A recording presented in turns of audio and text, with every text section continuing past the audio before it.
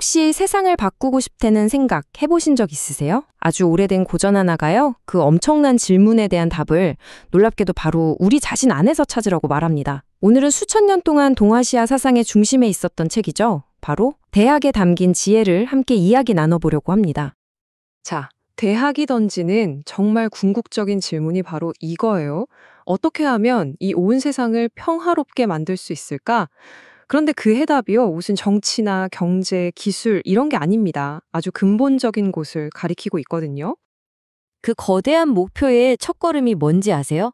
바로 사물의 이치를 탐구하는 것, 즉 경물에서 시작하라는 겁니다. 아니, 세계 평화가 내 안의 작은 탐구에서부터 시작된다니 정말 대단한 발상 아닌가요? 이게 대체 어떻게 연결되는 건지 지금부터 한번 그 고리를 따라가 보시죠. 자, 그럼 그 길을 어떻게 찾아가야 할까요? 대학은 크게 세 가지 목표, 그러니까 삼각령을 딱 제시합니다. 이게 바로 대학이 우리에게 알려주는 위대한 여정의 최종 목적지라고 할 수 있겠습니다. 첫 번째는 명명덕인데요. 이건 내 안에 원래부터 있던 밝은 덕을 다시 환하게 밝히자는 거예요. 먼저 내 안을 닦는 거죠. 그 다음이 친민 또는 신민인데, 이렇게 내 안이 밝아지면 그 빛을 다른 사람들에게 비추어서 그들도 스스로 새로워지게 돕는다는 겁니다. 그리고 마지막, 지어지선은 뭐냐? 최고의 선한 상태에 도달해서 거기서 딱 흔들림 없이 머무르는 것. 이게 최종 목표입니다. 특히 이 중에서 신민, 그러니까 백성을 새롭게 한다는 이 개념이 아주 중요해요. 이게 그냥 가르치는 수준이 아니라 사람들이 낡은 습관을 버리고 스스로 바뀌게끔 돕는다는 그런 깊은 뜻이 있거든요. 그런데 재밌는 건 바로 이 단어 하나 때문에 무려 700년이 넘는 시간 동안 엄청난 논쟁이 벌어졌다는 사실입니다. 바로 신민이 맞냐, 친민이 맞냐 하는 논쟁인데요. 이게 바로 대학을 그냥 낡은 책이 아니라 살아있는 철학으로 만드는 지점이에요. 그러니까 12세기의 대학자 주인은 백성을 적극적으로 새롭게 만들어야 한다고 주장했어요. 그런데 한 300년쯤 뒤에 왕양명이 나타나서 아니다, 사람들을 바꾸려면 먼저 그들이랑 친해져야지 하고 반박한 거죠. 이 글자 하나 가지고 이렇게 생각이 달랐던 거예요. 이걸 보면 대학이 얼마나 깊고 또 계속해서 해석될 여지가 많은 텍스트인지 알 수 있죠. 사실 이 새로워진다는 개념은 정말 오래된 지혜예요.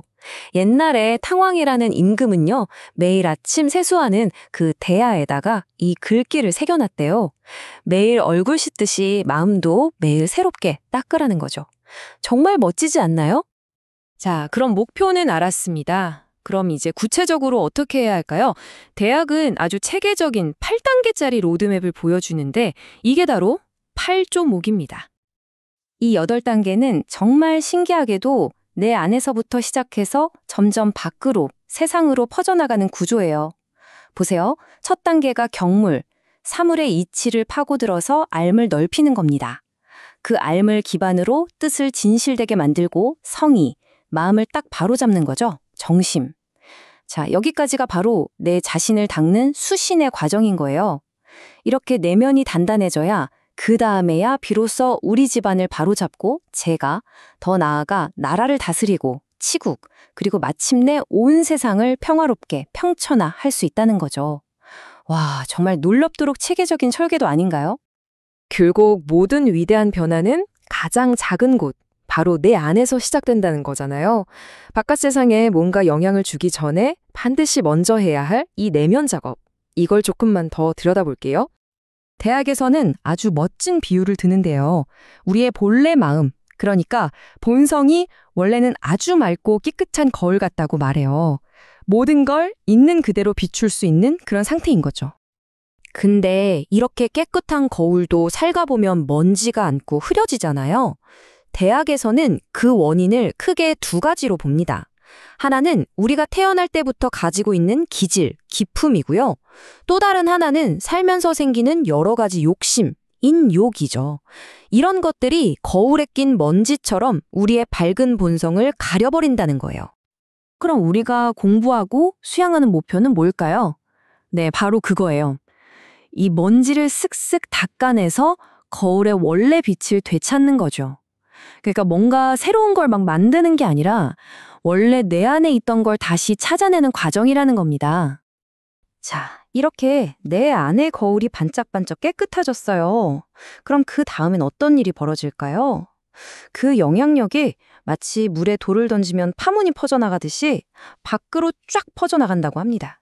그 논리가 아주 간단하고 명쾌해요. 가장 먼저 퍼져나가는 첫 번째 원은 바로 가정입니다. 내 마음이 바로 서고 내 몸가짐이 단정해져야, 즉 수신이 되어야만 나와 가장 가까운 공동체인 우리 집안을 바로 세울 수 있다는 거죠. 그리고 이 파문은 여기서 멈추지 않아요. 이렇게 잘 정돈된 가정들이 모이고 모여서 건강한 사회를 만들고 그게 결국 나라 전체의 질서를 바로잡는 튼튼한 기반이 된다는 겁니다. 그리고 마지막으로 이렇게 질서가 잡힌 나라들이 함께할 때 비로소 온 세상이 평화로워진다는 거예요. 와, 정말 한 사람의 내면 수양이 가정, 국가, 그리고 세계 평화까지 쭉 이어지는 이 거대한 그림. 이게 바로 대학이 보여주는 정말 위대한 비전인 거죠. 결국 핵심은 딱 이거예요. 대학에서는 황제부터 길거리의 평범한 사람까지 단 한 명의 예외도 없이 모두에게 이 수신, 즉 자기 수양이 모든 것의 뿌리이자 근본이라고 강조합니다. 이게 대학에 하고 싶은 가장 중요한 말이라고 할 수 있겠습니다. 그런데 말이죠. 이 개념들이 워낙 깊이가 있다 보니까 그 8단계의 첫걸음부터가 엄청난 논쟁거리였어요. 바로 이런 점 때문에 대학이 지금까지도 계속 읽히고 토론되는 살아있는 고전인 거겠죠. 모든 여정의 시작점, 바로 경물입니다. 글자 뜻만 보면 사물의 이치를 탐구한다는 건데 도대체 뭘 어떻게 탐구하라는 걸까요? 좀 막막하죠? 이 경물이라는 첫 단추를 어떻게 꿰어야 할지 정말 위대한 학자들마다 해석이 다 달랐어요. 예를 들어 주희는 바깥 세상에 있는 사물들의 원리를 끝까지 파고들어야 한다고 했고요. 왕양명은 아니야, 모든 건 내 마음의 문제니까 내 마음속에 잘못된 생각을 바로잡는 게 경물이야 라고 봤어요. 심지어 어떤 학자는 바깥의 유혹을 막아내는 것이라고 해석하기도 했으니까요. 시작부터가 이렇게 깊은 생각을 하게 만드는 거죠.